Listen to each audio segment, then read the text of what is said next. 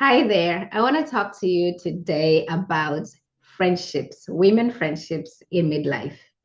And so, if you're in your 40s, 50s, 60s, 70s, maybe you might be going through this where you are struggling to make connection with other women. You're struggling to have new friendships. Maybe some of the friendships that you had have kind of died down along the way because of life, because of transition, because of just stuff happening in your life.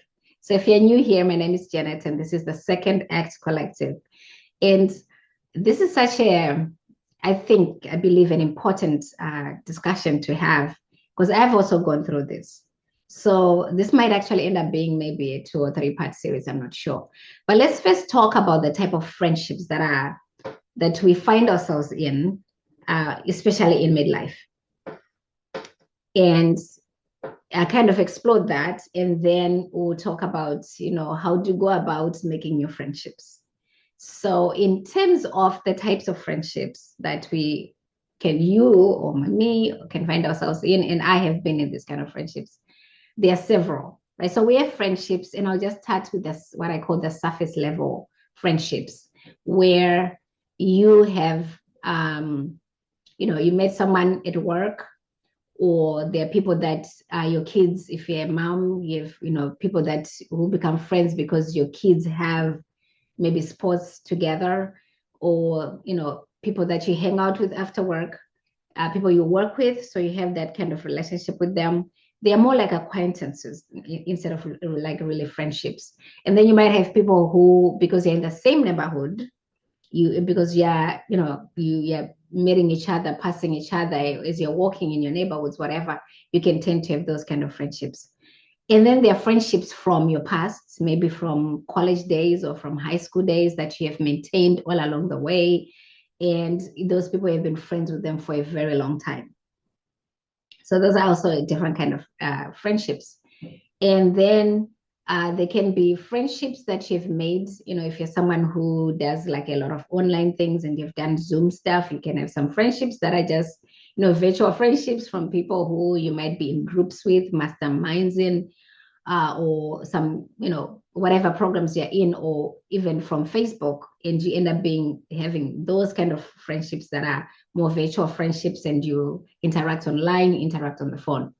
So these are all different types of relationships. And what happens, I believe, is that a lot of times we end up, the reason why I think women in midlife feel a sense of loneliness a lot of times is because we don't have like very deep relationships with people. And a lot of it has to do with what has happened in our lives. Right? So let's address that. So we might have had friends, in our high school and in college that we're friends with. And as grow up, as you start your work, you get into different positions in jobs, different things that you're doing, or you start a business, you kind of drift apart a lot of times.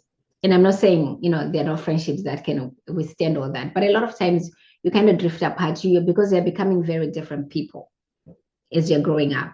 The person you were in high school, college is no longer the person that you are, and you really shouldn't anyway, because we want people to grow and not stay the same. So as your interest starts to change, and you're no longer maybe interested in the things that you were interested in college, you're no longer the same person. The relationships either fade away, or the dynamic starts to change. And what you went through together in college, is now very different from what you're going through as an adult. You're getting married, you're having kids, you're starting a family, and then you just become busy, right? That's another thing. We get very busy, especially when we have kids. I have 3 kids, and my life is very busy, right? So compared to maybe a friend that might not have kids, that's a very different dynamics. Compared to a friend that maybe I moved away to start my life and have a family, and they maybe stayed in the same place that they were when we in college or high school. That's also something that that becomes not a hindrance, but just I think that the levels of separation starts to get bigger and bigger.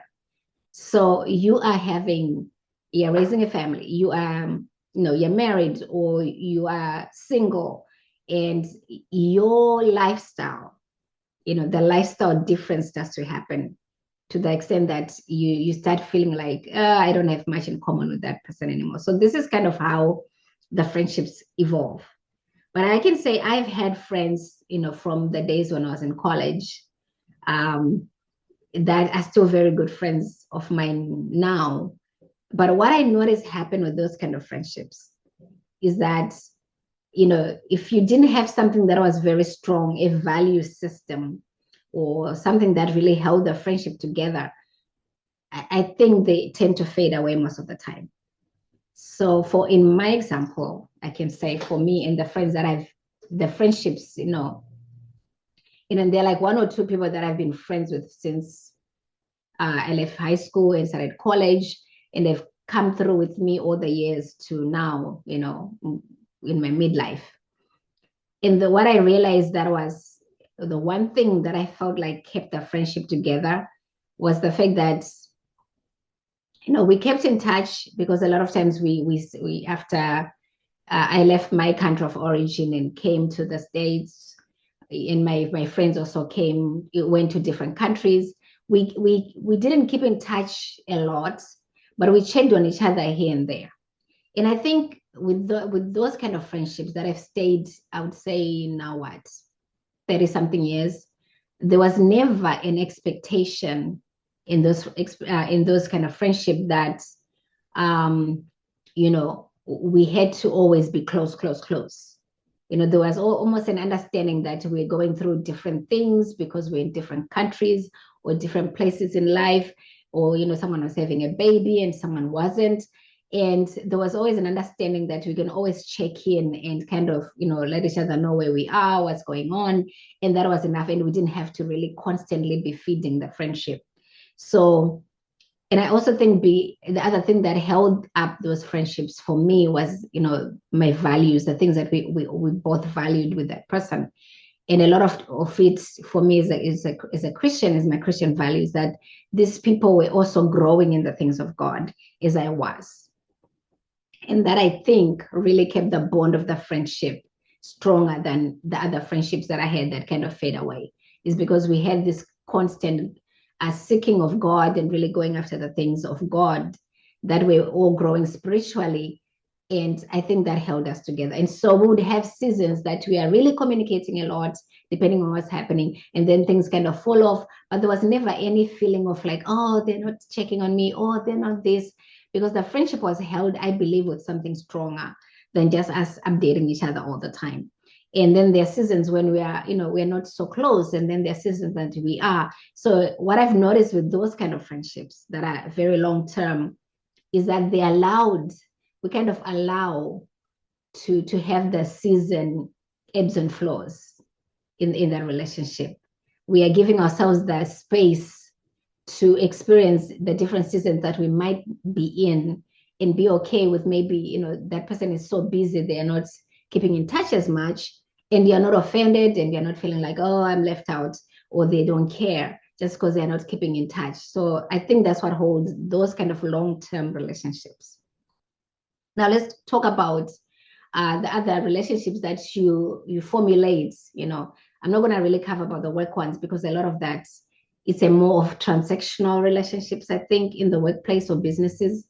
Because a lot of times, and not to say people don't have close friends from, business or workplace. No, you can actually formulate a very strong, good, strong relationships and friendships in that.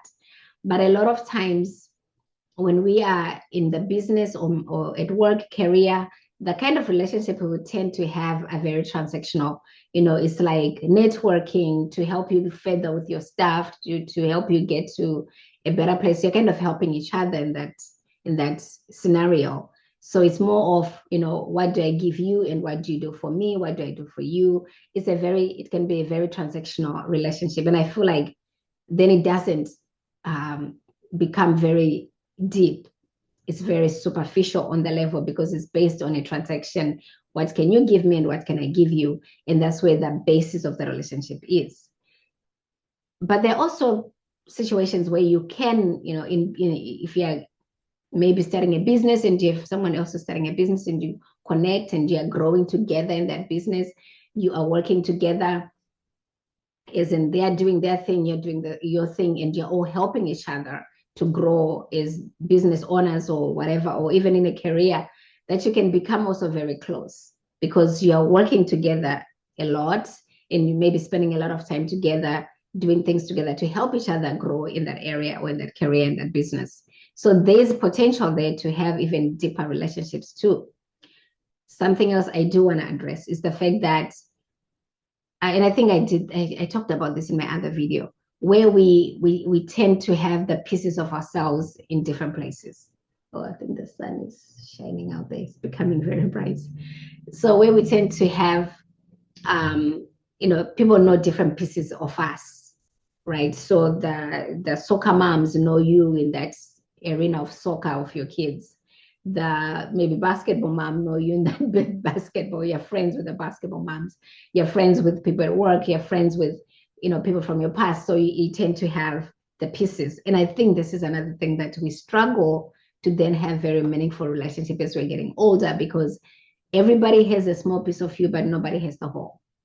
And if you want to watch that, in the video is in my playlist, where I talk a lot about the different pieces of you that you end up feeling lonely. You end up feeling like you don't have any deep relationships because nobody knows a lot about you. So in going back and talking about the types of relationships, so I covered the relationships that you've had for a long time, that have weathered all kinds of stuff. You've been through a lot together. You have you've been in and out, as in different seasons. You're close, some seasons you're not so close, and yet the relationship has stayed intact. Talking about the past, let's talk about the relationships that you might have had that were very deep in the past, and maybe because there was something that bonded you together. It could have been trauma. A lot of times I think women, we tend to do trauma bonding. So you shared some experiences that were very difficult, a season that was very difficult, and that was what brought you together. But a lot of times that is not what's going to keep you, because you don't want to stay in trauma either, right? You don't want to stay in a place where you are friends with someone because you have a history of having gone through something difficult together. And I think for a lot of us, we can get stuck in those kind of relationships where, because somebody was there to support you during a very hard time, you might not want to let go, or even when you know that you need to let go of that friendship because you have grown out of that place, you're now healed, you're now going after different things and other things. It might be hard to let go of that friendship because you feel guilt. There's guilt that, well, this person was there for me and I can't just leave them. And we then don't let go of a relationship that we might actually need to let go of. So that's kind of another type of relationship we can be involved in, a friendship where the only thing that holds us together is the past, and that's the only thing that we talk about, and not the present. That's the only thing we keep referring to, and not the present, and not the growth, not what's happening today or where we are today. We just keep going back to the past. So we are held together by this trauma, by this emotion, or a season of some difficulty, but not held together with the future. And I think those are the kind of relationships that are very draining in the end. If you're someone who is very growth mind, you've got a growth mindset, is that you find yourself being stuck in there. And my advice for those type of relationship is that you actually have to do yourself a favor and let it go, and not be bound in trauma, because what you don't want is to always refer to your past, especially if it's traumatic, because it doesn't help in the long term. It doesn't help. And that's why God actually says, forget the former things in Isaiah, because we are to kind of forget and let go so that we can move to the new thing that he has for us. And you cannot move if you keep referring and talking about your past. But there are those type of relationships that the only thing that you talk about when you're with that person is the past, or how great the past was, or how bad the past was. And you never seem to move from there into what is actually going on today.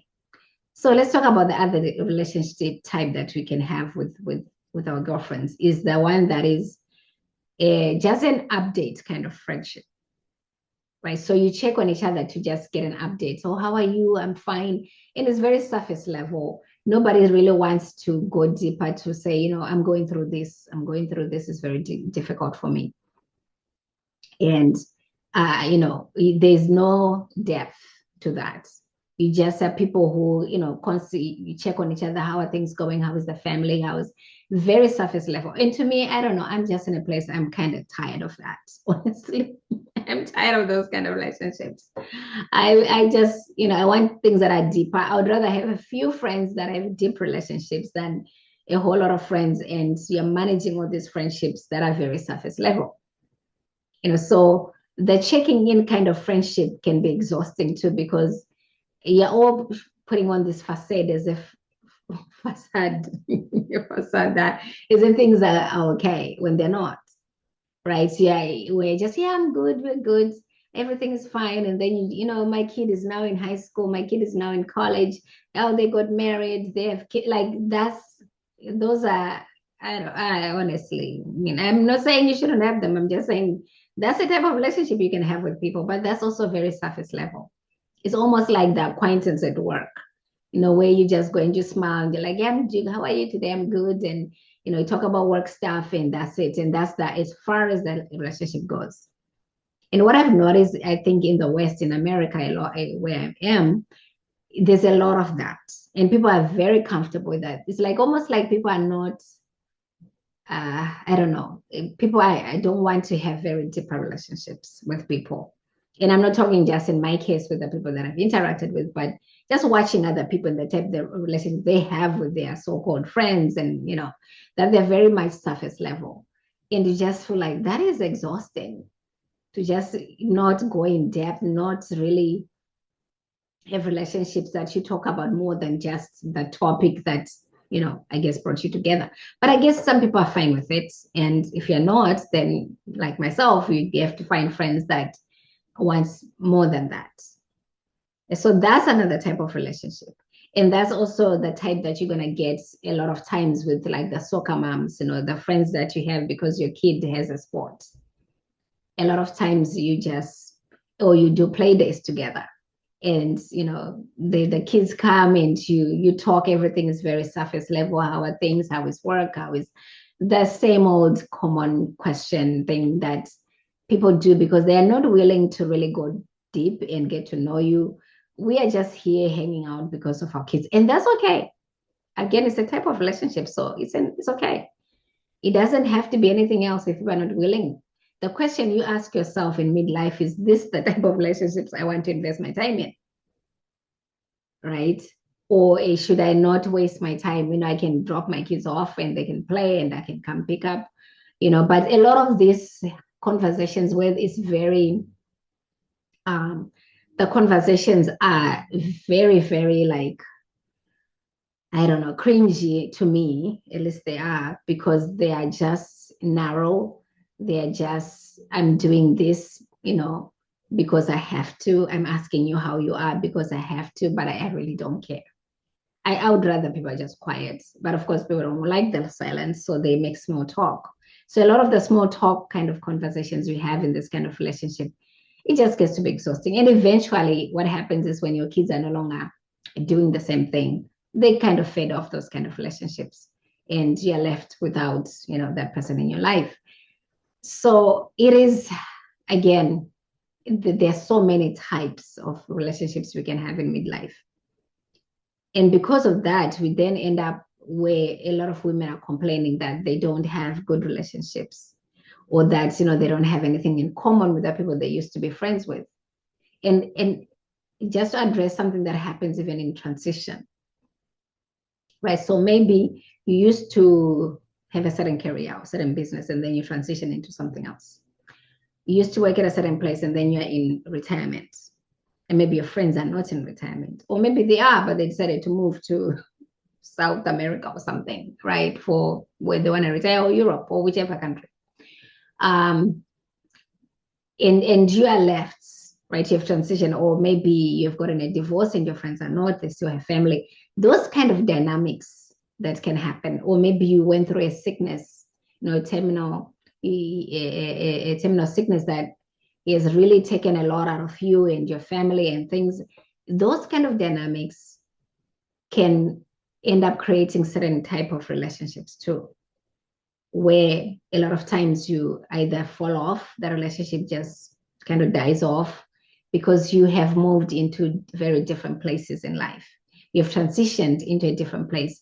You no longer, share the career. You no longer share the business, or you no longer have the same family dynamics that you used to have. And somebody has gone through a season that is very hard, that they're no longer even the person that you might remember them to be. And those things happen in life. They happen a lot in our 40s and 50s. And then we are left feeling like all our friendships are gone because of these transitions that are happening that really change the dynamics of relationships and how even people view you and the things that they have in common with you anymore. Because when you go through this transition, you're not that same person. We've talked about this before. You might not have the same interests as you used to. Right. So we are left in a place where we feel like we look around and all the relationships we have kind of, fallen away, and we are wondering, what do we do? How do we even make friends? How do I start to make friends? And do I still want the type of friends that I had? Because that's something I had to ask myself too. Like, do I want to keep investing in people in my life that are just there? Because here's something I do want to address, because this has happened to me. That when you go through a certain like difficult season, you tend to see who are your very good friends. A lot of times, the people that you thought were going to be there, or you thought were friends, or maybe you didn't really know the level of friendship it was, you get to see that when you go through something, or even when they go through something, because you might go through a very difficult place and then they just drop you because they don't want to handle your stuff. And that's understandable. They don't have to. But you realize, oh, this friendship that you thought was maybe more than this is really not. And I, of course, for me, I'm okay with knowing, like, give me the truth now. I would rather deal with the truth than live in some fake thing or whatever. I don't like the hypocrisy. I don't like superficial stuff. I would rather just be dish the truth and deal with it. Be disappointed and get over it. Be whatever and get over it. But at least I know the truth. I know where you stand, and you know where I stand, and we can move on.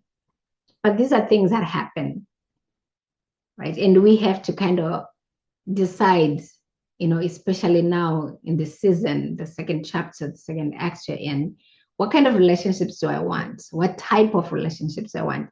What I think and believe that we all want are deep, meaningful relationships where we are seen. Because that's really the question: that am I seen? Do people see me? Do people hear me? Do people care? Because you're now going to a place where you're getting older.